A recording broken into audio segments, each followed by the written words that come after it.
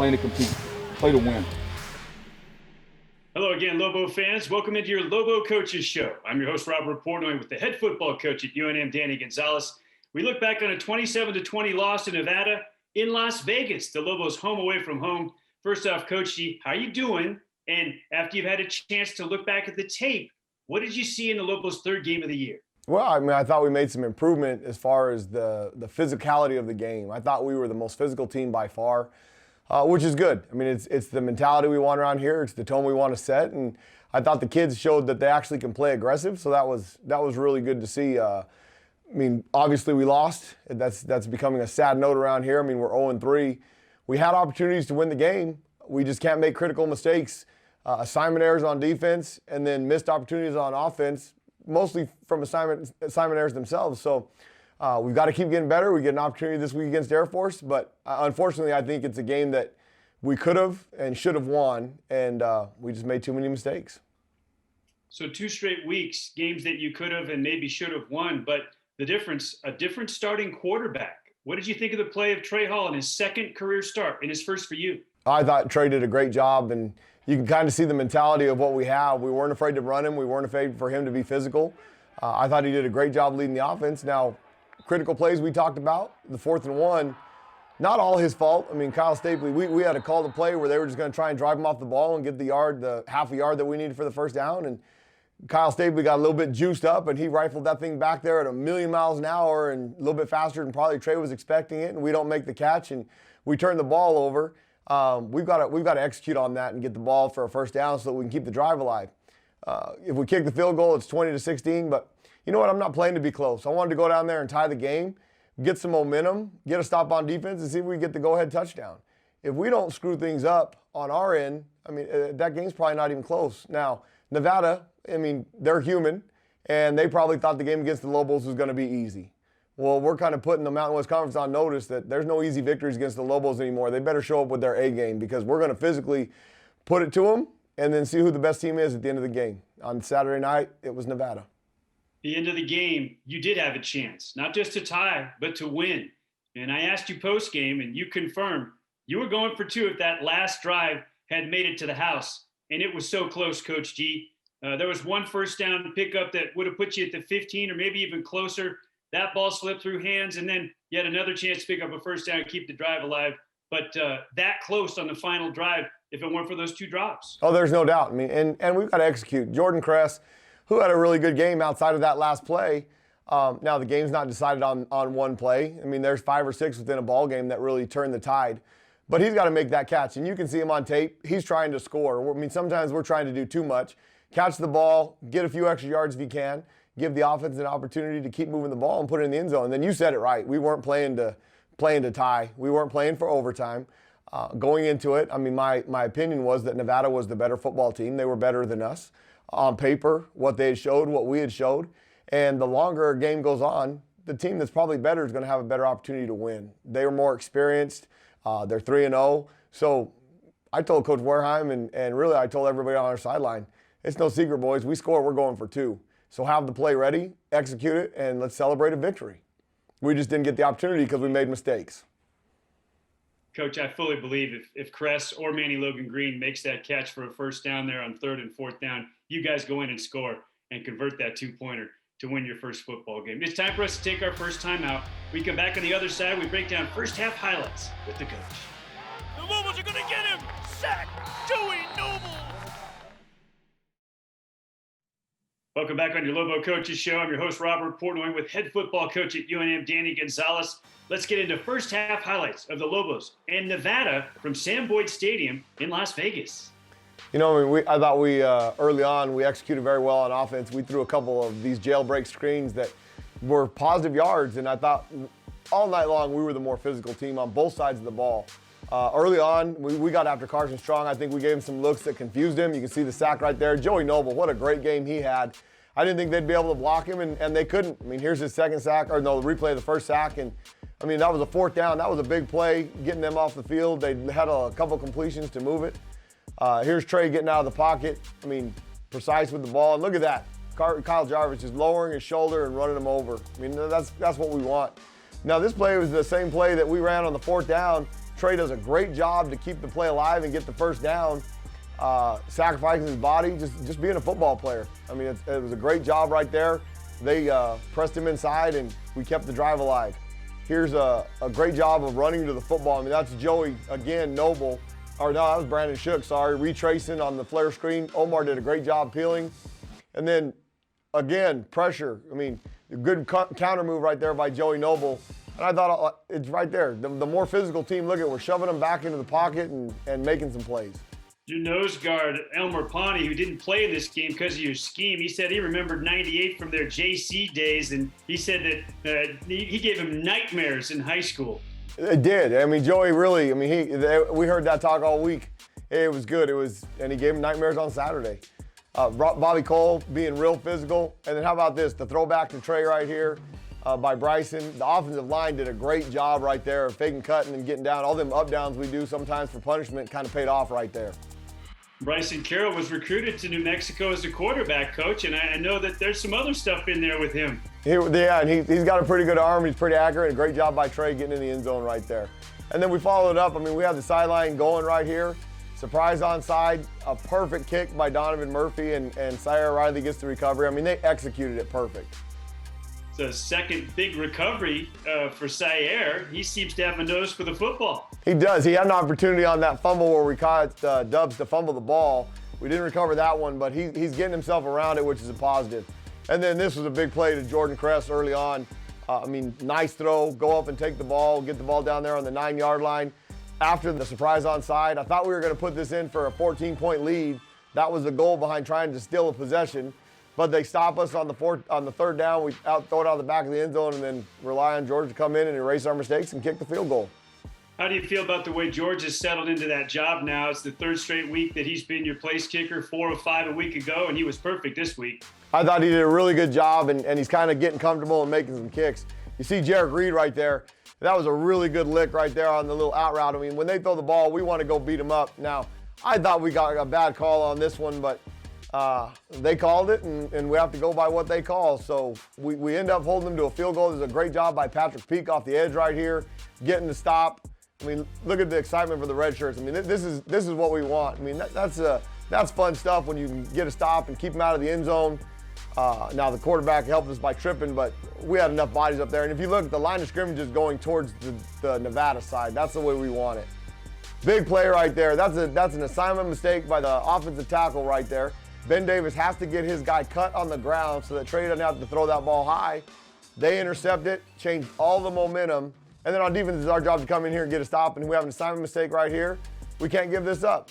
We got to have two safeties, a safety and a corner right there with him, and then he can't make the spectacular grab he made. He's a phenomenal athlete, a great receiver, and man, what a great catch.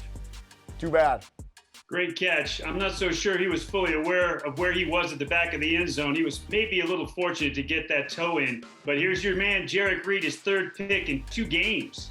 You know, he's tied for the lead in the nation with 3 interceptions. Leads the Mountain West Conference. Ended Carson Strong's 299 straight throws without an interception, which we had told him going into it. He had 282 starting the game. Romeo Dubs hadn't fumbled only 1 time in 2 years, and we accomplished both. We picked off Carson, and we were able to cause Romeo Dubs to fumble the ball. And then 13-10, we have a halftime lead. And you know what? I think the halftime this time was a little bit better than Hawaii. They weren't in there hooting and hollering and excited. I mean, it was just kind of, okay, we got 30 more minutes to go. Let's go finish it. Obviously, we didn't come out and finish the second half, as we'll see here in a minute, but we're making strides. We're not here to compete. We're here to win games, and we need to learn how to finish out so we can celebrate them. So, Coach, it's halftime. You said that the team was really emotional. What about what you told them at halftime this week as opposed to last week against Hawaii? You know, we really had to calm them down. They were super excited against Hawaii. And I learned this from Coach Edwards. I mean, this is something I'll take away for a long time. There's a significant difference between playing with emotion and playing with passion. When you play with emotion, usually you make mistakes. And it's no different than life. When you make emotional decisions, whether it be with a relationship, and we try and teach these guys when they're dealing with their girlfriends or whatever the situation is, when you make an emotional decision, it's usually the wrong one. If you're passionate about something or someone and you take things into what's going on, you make the better decision. And I thought we were very emotional in the Hawaii game because I think they were surprised to be up front. And then against Nevada, I think they were just passionate, playing with a lot of passion in the first half. So when we got into halftime, they were ready to listen to what we needed to change to have a chance to win in the second half. Now, I think we need to continue with our mental toughness as far as getting us going through the rest of the game so we don't relax, we don't get tired, we strain through when things get tough, because mental toughness and extra effort, and I got that from Coach Franchione when I was a player, those are going to be the difference between winning those games and losing them. And on Saturday night, we didn't finish. All right, time for us to take a break. When we come back on the other side, the Lobos take a lead into the second half in Las Vegas against Nevada.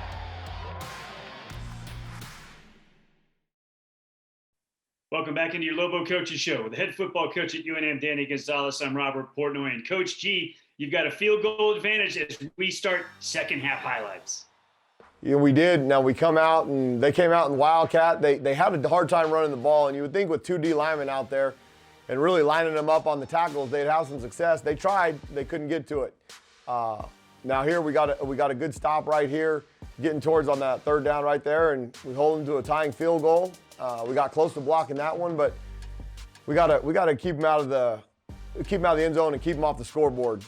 Now we get the ball back. We did this again. We made a mistake. Now this is just a third week in a row. We got to get this fixed. I talked to Coach Christian. That's just ridiculous to not catch that ball. Fair catch it. We'll have it at the 25-yard line.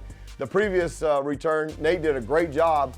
Now the offense moved the ball. We got the ball down to the 38-yard line before we had to punt it back to him, and then that's kind of the goal. When you're backed up inside the 5, odds are you're not going to go 90 yards for a touchdown. It's like 3% of the time you're going to score a touchdown when you start inside your 5-yard line. So get the ball out so you can get the punt and get the field, change the field. I mean, you can change the game. And so I thought the offense did a nice job. We got 3 first downs. We continuously move the ball. Here's a great job by Bobby Cole, just refusing to go down on the 3rd and short and executing, getting the first down right there. Here's Trey with a nice toss out here to the sideline.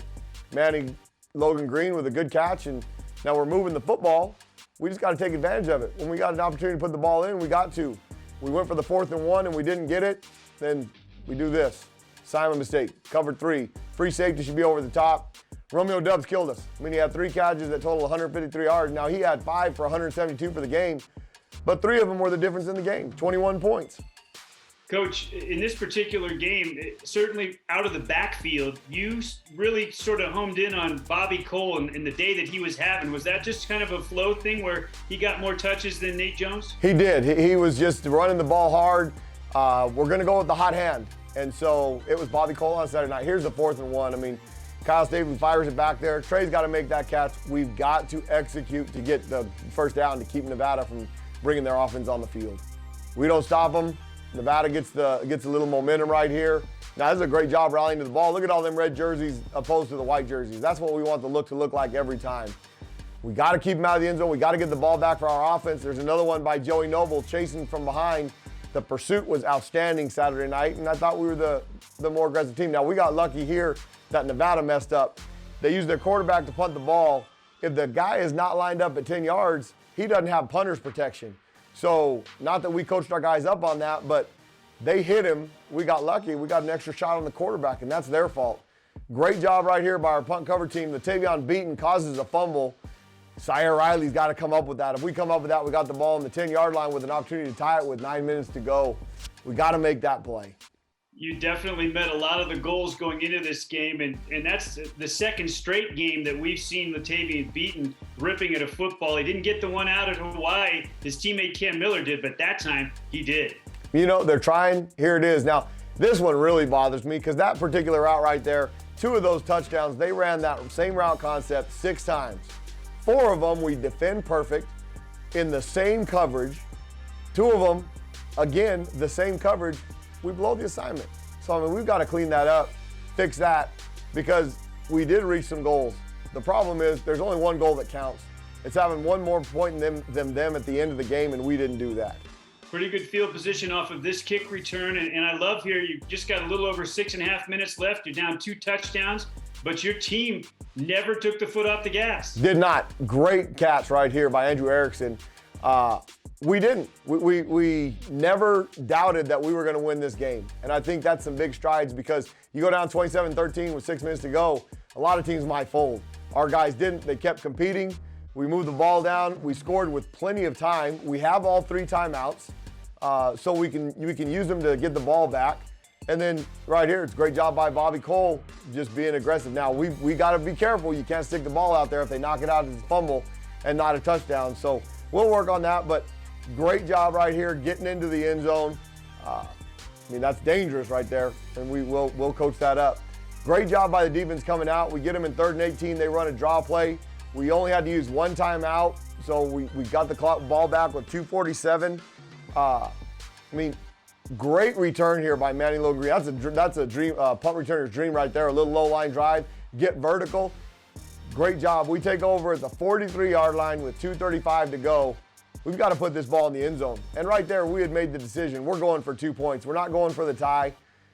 We started off with a little option pitch. Manny gets some good yardage right here. We're moving the chains.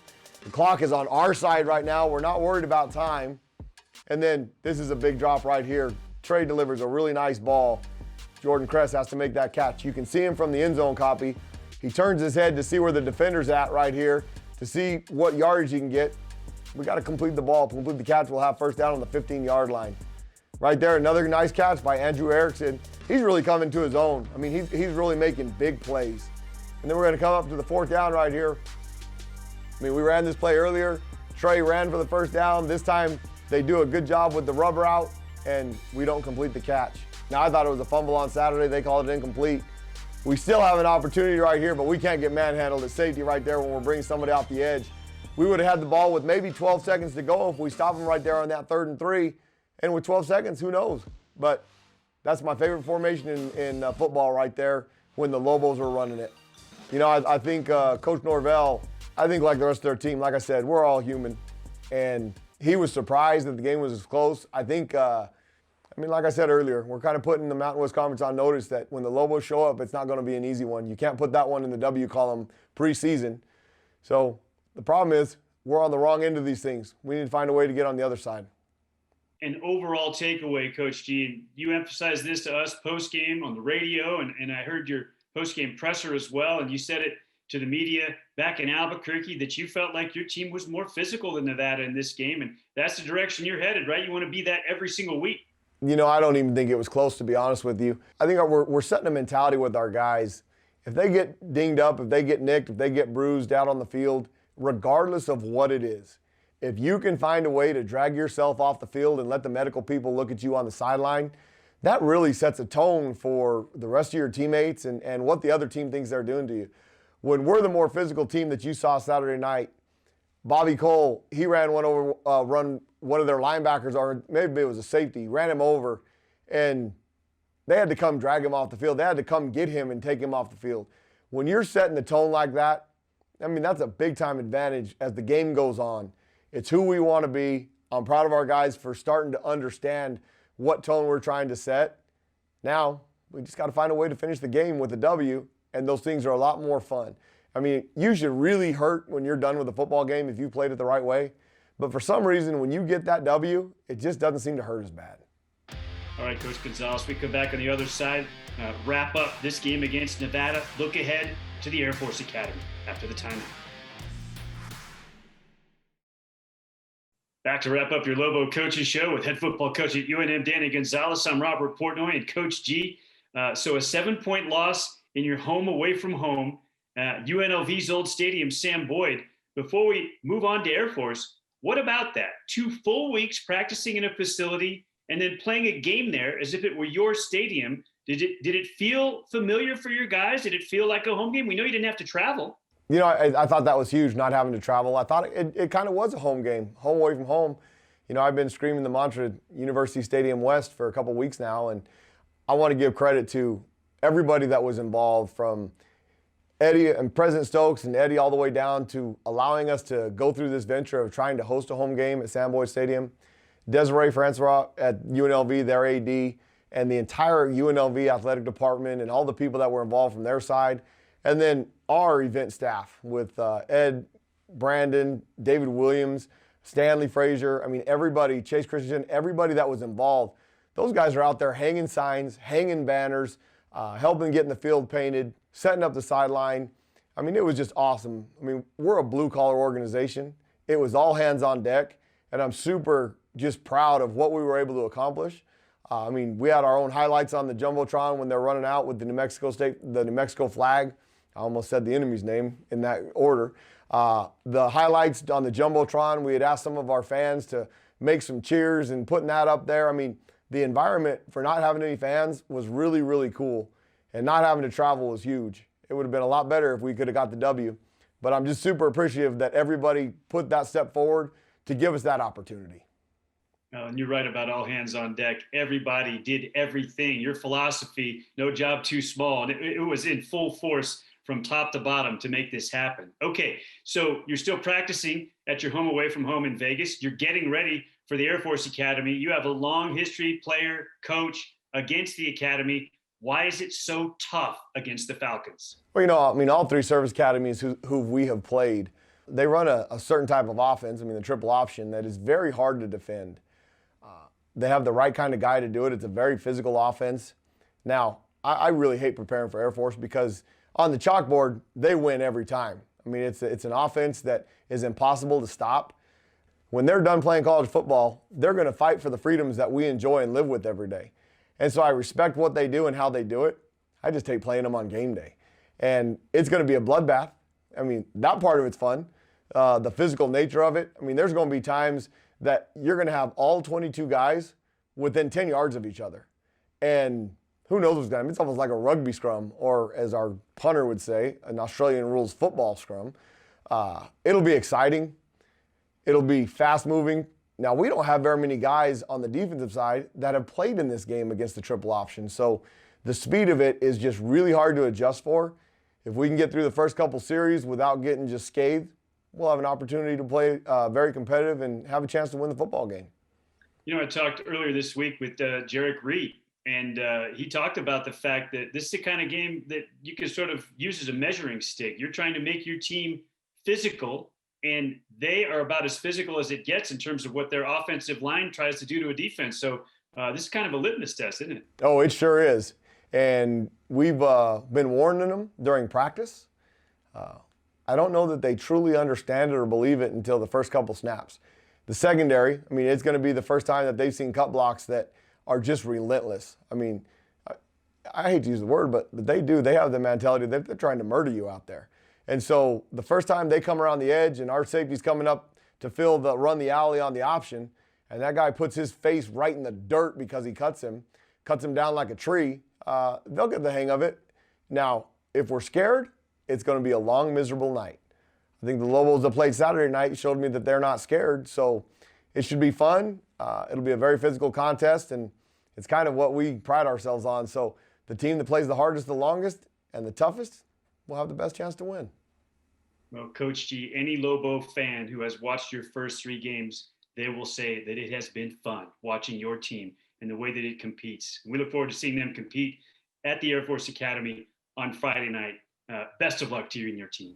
I appreciate that, Robert. I mean, we've had fun competing, but it's not fun losing.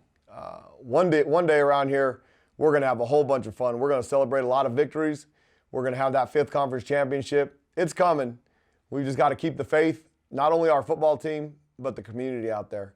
I promise you, Lobo Nation, we're going to make you really proud. We're building a foundation. Moral victories are not a thing around here. It stinks to lose, and I hope that our players continue to have that feeling in their gut when it happens. But sooner or later, we're going to get on the other side of that deal, and it's going to be a lot of fun around here. Thank you, Coach G. Thank you, Robert. Appreciate it. Go Lobos. That'll do it for this edition of your Lobo Coaches Show. For Danny Gonzales and Chase Christensen and Frank Mercogliano and Stanley Frazier, so long, everybody, and go Lobos. Oh, Cole lays a lick. Go crazy, champ. Yeah.